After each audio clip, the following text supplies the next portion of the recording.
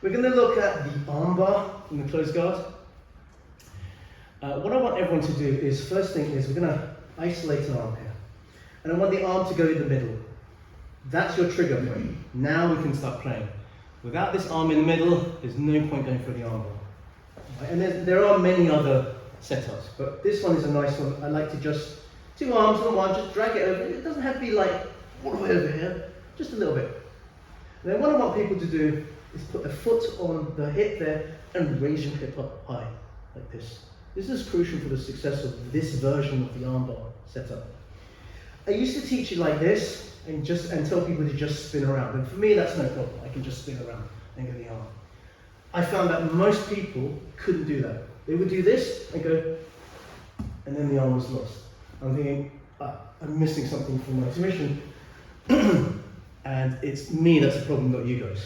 If everyone's doing the same thing wrong, it's me that's not taught it. Just because I can do it doesn't mean, and you can't doesn't mean I'm correct. Now I realise what I was doing wrong. Here, here. Now bring your other leg, chopping down on the back of their neck. Okay? This goes back to the whole breaking the posture philosophy. I've broken this posture. I'm doing the same job as you guys are doing in the warm-up. If he tries to posture up, it's quite hard. Quite hard. Now, what we do is with this arm, I'm going to bring it over to the back of his neck, and I'm going to sort of sit side-side like this. So there's more weight on the back of his head. Right, so if he pushes up, it's very hard. As opposed to this, if he postures up, see what happens to my legs? You have to turn your legs like this. Alright? And then the actual arm bar itself, can you guys see over there? Yeah. Thumb up, I can feel the elbows right on the fulcrum part of my hip, and my hips go up like this. And he's going to tell. Okay, so, whole thing again. Arm isolation, foot on the hip, rotate. I want this high up on between his shoulder blades. Ideally, I want my ear closer to his knee. You see where I am? Right up here. Here. Drag this over his head. Like, literally, like this was annoying for Karen, but I want you to do. I don't want you to swing out wide. I want you to drag this over like this and point outwards. Then you've got the arm bar. Okay? Spin around so you can see this angle. You get this, yeah? Arm isolation, foot on the hip, hip high. Bring this down, drag, point the ankles out, lift the hips up, pull down with this, and you've got the arm bar here.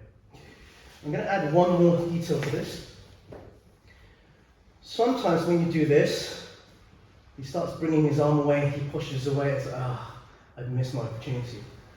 So if you think that's a problem, there's a midway stopping point that's really useful. Here, here. You can even just do this in one go. I find I lose this, so you can just, like that. So that's your midway stopping point. All right, they call this the top block. I used to call it the high guard. This is very useful. This alone, you can get an armbar from here, like that. You can also crank the arm like this. But essentially it's a stopping point to do the same thing you did before, which is here, like this. So you guys can see. 1, 2, get a midway point. We could get an armbar from here. They tend to fold their arm. I can't get the armbar. So we're just going to, like this. So the top block is your midpoint. So try both variations. I'm breaking it down bit by bit, but not trying to add too many steps. It's only like 4 steps per technique. All right, I'll come around and help. 1, 2, 3. Look, let's go for the classic step-by-step version, even with the top lock there, and I go around. I need an extra thing because he's leaning very much that way, right? So why not let's encourage him to go that way, because I've still got this. Everything's tight. My hip is tight. This is bearing down. I've got almost a straight up. I'm going to hook my hand underneath his leg here. So it forces me to really do an exaggerated transverse position. Okay, like this. And then what I'm going to do, I'm going to take his head, where his head points, the body will follow. I'm going to bring it here. We sit up. Now we have the classic seated version of the armbar, and we can do an armbar here, which is probably what you'll see. This is for the benefit of the new people. If you watch cage fighting, that tends to be the armbar you'll see people get rather than the armbar from down here. The armbar from down here is very hard because you can still punch me. Bang, bang, bang. Here, punch me, crack. So, just side point. Clean that way so you can see that bit of the leg.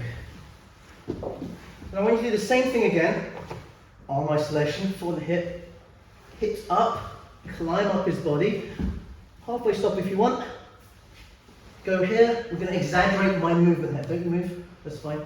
And a hook underneath here, and exaggerate my movement. So my ear is as close to his knee as I can actually touch. Okay, it's not necessary for you to actually make contact, but that's your aim. And then we encourage that. We do the finish here, like this. Higher grades. I want you to do this technique. Yeah. Right. So it's the same thing, but I've just cut out a lot of the stuff. His arms are kind of in this position here. We're going to grip, same side collar, going to go underneath, and it's like you're doing a pendulum sweep, but I'm hips up high. Notice how my hips are super high. We're going to finish here. So I've cut out a lot of the grips. Confusing?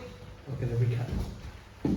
Beginners, or people who are new to this technique or will need a bit more practice, everything is the same as the previous drill that we did here, except for we're going to add this underneath, bring our ear to his knee, tip him that way, sit up, carry on with the armbar. Higher grades who are a bit used to that technique, we're going to grab here, not going to touch the arms at all. Grab here, we're going to go underneath, hips up, and now you're in the same position. So I cut out a lot of the stuff where they can preempt what you're doing. Does that make sense? Yeah? I know what will happen. Everyone will do the last one because it looks cool. Wait, 1, 2, 3, let's go.